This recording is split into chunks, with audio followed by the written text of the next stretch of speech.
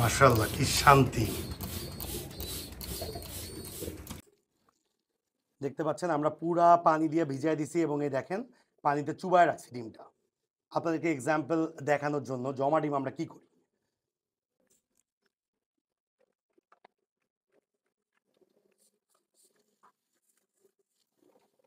আসসালামু আলাইকুম dear viewers, কি দেখলেন প্রথমেই আমরা কবুতরগুলোকে স্প্রে করছি।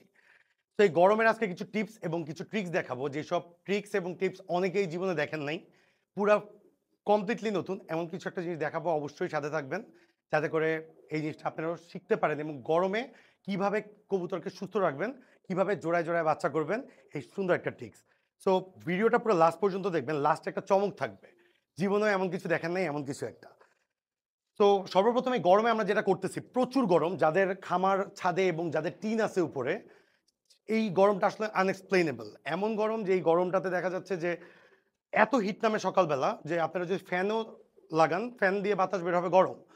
সো যারা পারেন টিনে পানি দিবেন, যারা পারেন অনেক কল আছে যেগুলো হচ্ছে ঘুরে ঘুরে ঘুরে ঘুরে পানি দিচ্ছে, ওরকম নজল লাগাইতে পারেন।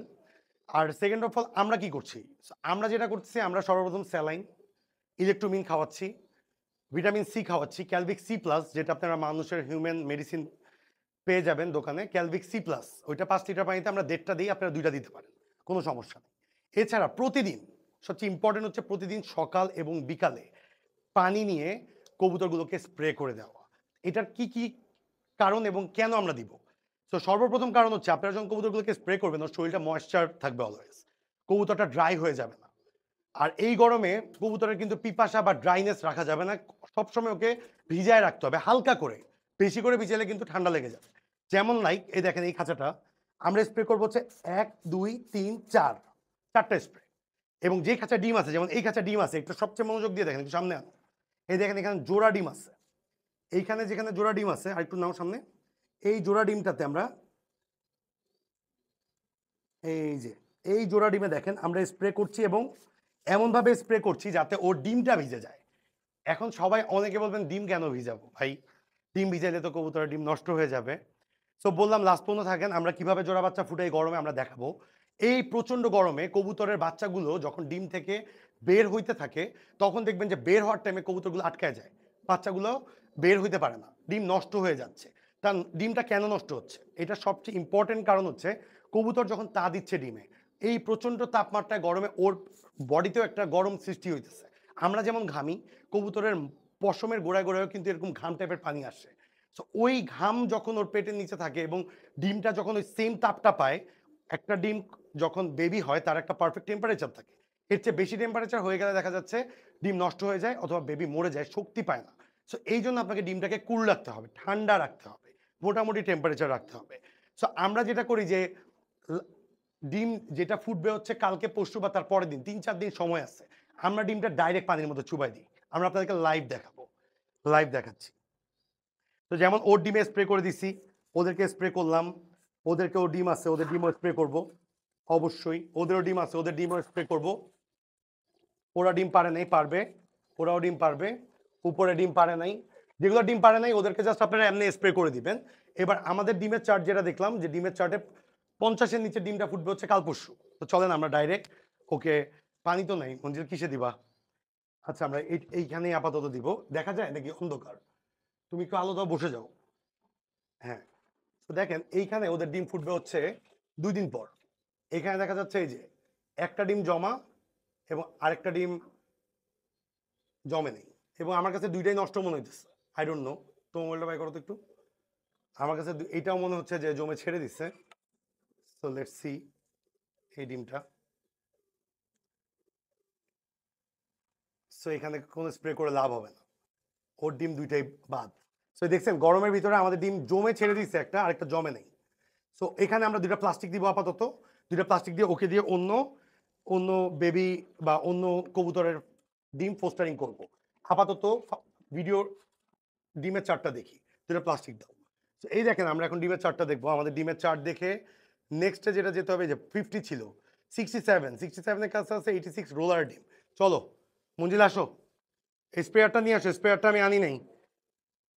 এই যে এটা হচ্ছে আমাদের 67 নাম্বার পোস্টার, এখানেও ডিম নষ্ট। এই দেখছো মঞ্জিল এখানে যে ডিমের থেকে উঠে বসে আছে অলরেডি, খেয়াল করছো? তো এই ডিমটাও নষ্ট, এটা দিয়েও করে কোনো লাভ হবে না। বাট তার পাশে আছে হচ্ছে ৬৭। সরি, আমরা তো ৬৭ ডিমই নেওয়ার কথা না?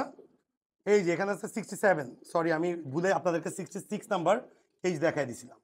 66, এটা হবে 67 নাম্বার কেজ। এই দেখেন আমরা ডিমটার সাথে কি করি। এখানে রোলারের ডিম আছে। আরে মাইরো না, মাশাআল্লাহ, জোড়া ডিম ফুললি জমা। এই দেখেন, এই দেখতে পাচ্ছেন আপনারা জোড়া ডিমটা ফুল জমে আছে। এই যে অলরেডি হালকা হালকা ফাটাইতেছে, এটা কালকে বের হবে। সো এটা যাতে কালকে একা একা বের হয়ে যায় এটার জন্য দেখেন এখানে অলরেডি পানি আছে। এই যে এখানে অলরেডি ওর খাওয়ার পানি আছে। এছাড়া আমি কি করি দেখেন,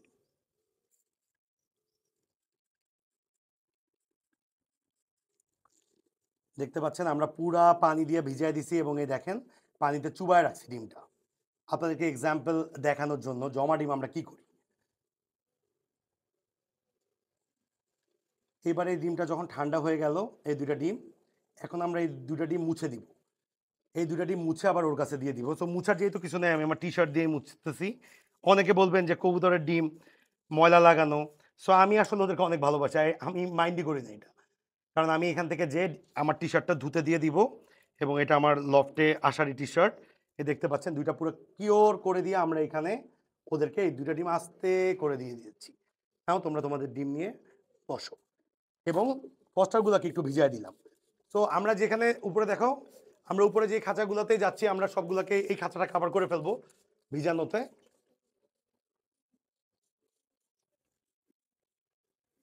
সো এই দেখেন আমি ঘেমে কি হয়েছি, আমি এতটুকু ঘেমে কি হয়েছি, তার মানে টেম্পারেচারটা কি, আমাকে অন্ধকার আসে, আমি এখান দাঁড়াই। সো বোঝা যাচ্ছে। সো আপনারা দেখছেন যে লাস্ট পর্যন্ত আমরা কি করলাম, ডিমটাকে পুরা ভিজাই দিছি। এরকম আমাদের যেই যে ডিমগুলা ফোটার বা যেগুলা আমরা লক্ষ্য রাখি ওগুলা কিন্তু আমরা এরকম করি। এছাড়া আমরা যদি এরকম স্প্রে করে সলিউশন পাই, তাহলে আমরা প্রতিদিন সকাল বিকালে স্প্রে করলে অটোমেটিক জোড়া বাচ্চা ফুটে যাচ্ছে। আমাদের কিন্তু এরকম ভিজিয়ে রাখতে হচ্ছে না। যাদের এরকম ডিম নষ্ট হচ্ছে বা অতিরিক্ত তাপমাত্রা, আপনারা এই সেম কাজটা ফর্মুলাটা করে দেখবেন, ইনশাআল্লাহ আপনারা অবশ্যই রেজাল্ট পাবেন। সো আমাদের চ্যানেলে যারা নতুন, do subscribe our YouTube channel, Facebook page এবং গ্রুপের লিঙ্ক ডেসক্রিপশন বক্সে দেওয়া আছে। লাইক, ফলো, শেয়ার করে অবশ্যই ড্রিম ভিজন লফটের সাথে থাকবেন। আসসালামু আলাইকুম।